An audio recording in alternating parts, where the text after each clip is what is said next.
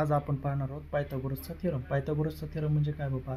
In right angle triangle square of the hypotenuse is equal to the sum of the squares of other two sides. यालाच काय म्हणायचं मराठीमध्ये? एका काटकोन त्रिकोणामध्ये काय बाबा की कर्णवर्ग बरोबर पायाचा वर्ग अधिक उंचीचा वर्ग असतो. हे कोण सांगते? पायथागोरसचा प्रमेय सांगते. या ठिकाणी आपल्याला मग जर कर्णवर्ग काढायचा असेल तर कसा काढायचा हे आपण या ठिकाणी पाहू शकतो. आपल्याला कर्ण म्हणजे कोण आहे? हा AC, पाया कोण आहे? BC आणि उंची AB.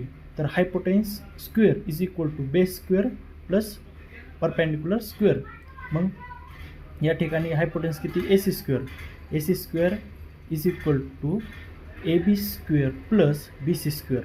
तर आपण व्हॅल्यू पुट करू. AC square is equal to AB square किती? 4 आणि BC स्क्वेअर किती? 3. या दोन्हीचं काय करायचं? आपल्याला स्क्वेअर करायचं आहे. मग या ठिकाणी आपण पाहू शकतो 3चा वर्ग किती आला? 9, 4चा 16. यांची दोन्हीची आपण सम केली तर किती आली?